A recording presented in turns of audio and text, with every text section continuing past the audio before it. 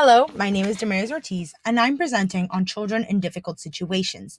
This is a presentation on the novel Y no se lo tragó la tierra by Tomás Rivera.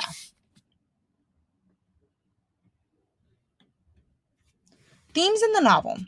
Here I noticed, or throughout this entire novel, I noticed that children often suffer the worst consequences of hardship even when they are innocent. And who do you blame for that damage done when these children are just being the victims of a system imposed on them, of their circumstances? Who do you blame for that? Finally, I noticed a lot of religion and this importance of God versus evil throughout the entire novel, where children are praying to God for help or for aid or forgiveness, or entire families are just feeling so down and they feel like God is working against them.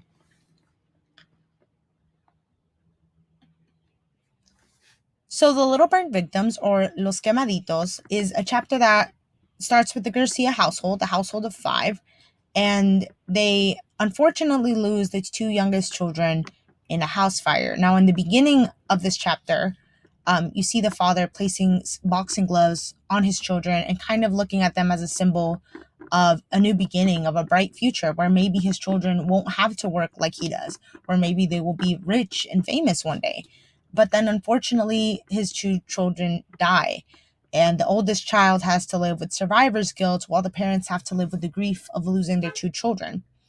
So there's this emphasis on innocence in children. The children obviously did not mean to start this fire, and they were innocent in everything that happened to them, in their circumstances, and in the consequences that led to this fire.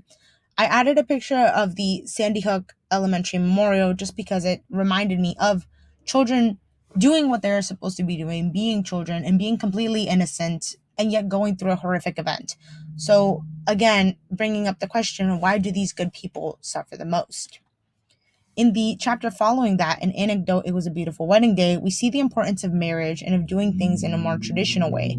Following off of that, we see this male versus female role where the groom and his father are the ones doing all of this laborious work and setting everything up for the wedding, while the bride is only really present for the event. It was interesting that this chapter was placed right after Los Quemaditos. What was the purpose of that? I think that the author was trying to show us that grief and joy can coexist, and we all have to go through them at some point. It isn't always fun, and it's not always our fault. In the chapter before, we see the ending of two lives, and we see grief. And then in the chapter following it, we see the beginning and the joining of two lives and the new chapter that they are going to start off.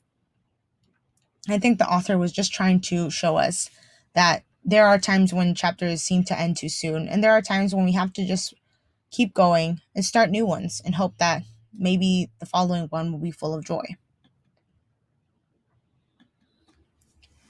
Throughout the book, especially in the chapters that I listed here, you see children being the victims of their consequences and going through this hardship.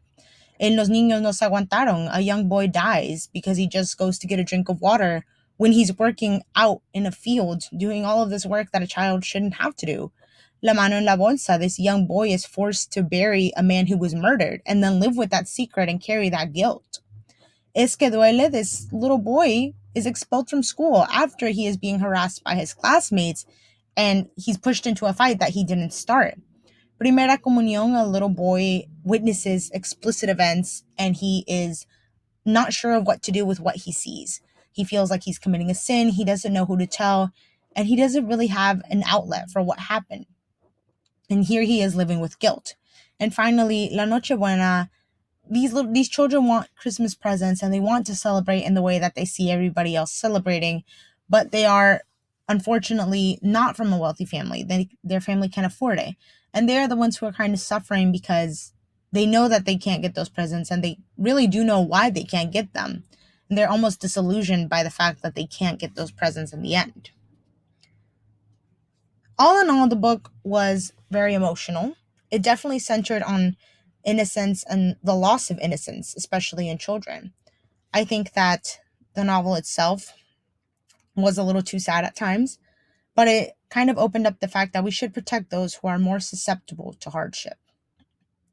Here are my sources.